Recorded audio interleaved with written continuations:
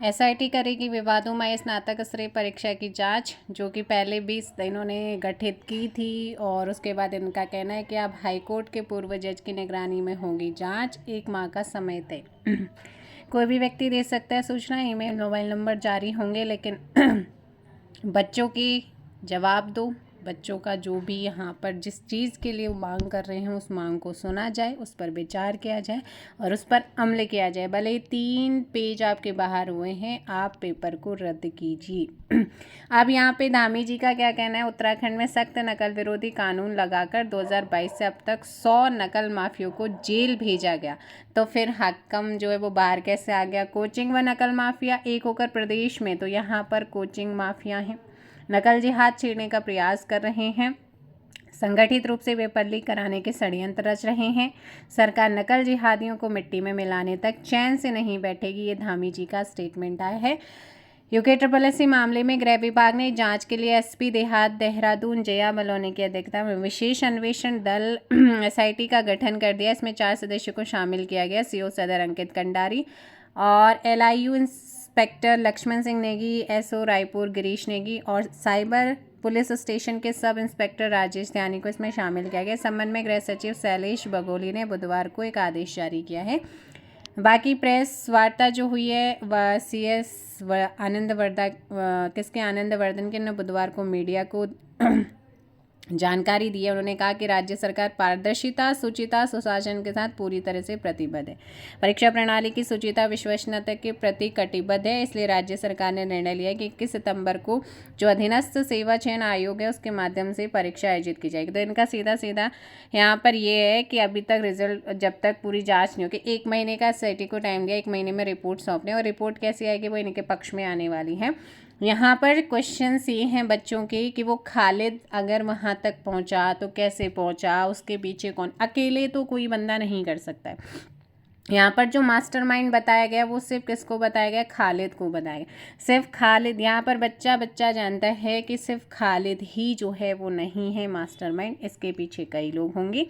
क्योंकि एक ऐसे कैसे पॉसिबल हो सकता है 21 सितंबर को यह स्नातक स्तरीय परीक्षा विवादों के घेरे में, परीक्षा शुरू होने के 35 मिनट बाद, तो आप सभी जानते हैं यहाँ पर, और जो भी चीज़ें हो रही हैं, जब सामने वाले जो अभी यहाँ पर युवाओं के लिए आवाज़ उठा रहे हैं उनके पास प्रूफ है तभी। और भाई सीधी सी बात है, पेपर बाहर आया है, पेपर रद्द किया जाए, री एग्ज़ाम होना चाहिए।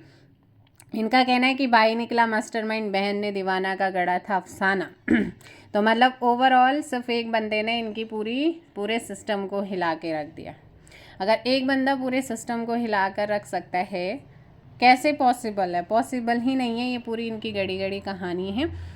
दोनों मोबाइल रीसेट की एक ट्रेन में फेंक दिया गया, एसपी जया ने बताया। तो ये इनके मोबाइल, इनका कहना है कि मोबाइल प्राप्त हो चुका है। और साबिया ने वो जवाब वापस खालिद के फ़ोन पर भेज दिया, लेकिन परीक्षा कक्ष में से दोबारा मोबाइल निकालने का मौका नहीं मिला। दूसरी बार बाथरूम जाने की अनुमति नहीं मिली। कल था हाँ 2 बार वॉशरूम भी चला जाता है, तो वहाँ देख कर सका। कुल मिलाकर इसकी योजना काम रही। वहीं जवाबों को एमआर सीट में नहीं भर पाया। लो जी, अभी जैसे कि इनको पता है, जैसे कि वो सच ही बोल देगा कि हाँ जी मैंने तो ये नहीं करा। 14 दिन की न्यायिक हिरासत में भेजा गया। सहायक प्रशासन खिलाड़ी की बहन अभिहीना भी जांच के दायरे में। यदि किसी व्यक्ति के पास मामले से संबंधित को सबूत है तो वह उनसे संपर्क कर सकता है, इनका कहना है।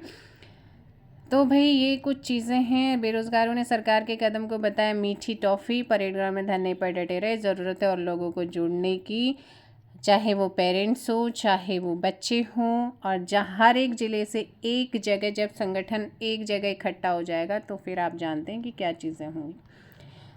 बाकी यहाँ पर आप देख सकते हैं, किसी भी कीमत पर भर्ती परीक्षा रद्द नहीं होनी चाहिए। जिनका कोई लेना देना नहीं, वो स्टेटमेंट देते हैं।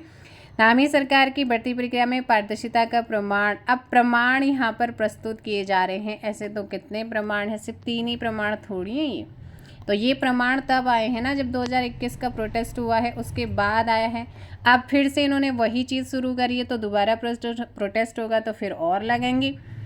तो ये स्टेटमेंट, अब भाई इनका यहाँ पर इस समय कोई भी लेना देना नहीं है। यहाँ पर इनका कोई भी लेना देना नहीं। अगर भाई जितने भी न्यूज़ वाले हैं उनसे यही कहेंगे कि आपको स्टेटमेंट लेने हैं, स्टेटमेंट छापने हैं, तो उन बच्चों के लीजिएगा जो भूखे प्यासे अभी धरने पे बैठे हुए हैं। उनकी ज़रूरत है, उनसे आप उनकी थॉट्स जानिए, क्या प्रॉब्लम है वो जानिए, वो ज़रूरत है। ये चीज़ हमको अभी दिखाने की ज़रूरत नहीं है। तो ये भाई डटे रहेंगे फ़िलहाल। और क्या नाम है, परेड मैदान में डटे बेरोज़गार युवा बोले, कार्रवाई होने तक मांग पर अड़े रहेंगे। आज नहीं तो कल नहीं, आज नहीं तो कभी नहीं। अब यहाँ पर एक तरफ बोला जाता है कि कोचिंग माफिया जो है ये कर रहे हैं, दूसरी तरफ इनसे मुलाकात की जाती है और उनके साथ ये आश्वासन दिया जाता है। और अब ये कोचिंग वाले, जब बच्चे नकली हो सकते हैं तो कोचिंग वाले भी नकली हो सकते हैं। तो यहाँ पर ये पूरा आप देख सकते हैं क्या क्या चीज़ें हैं।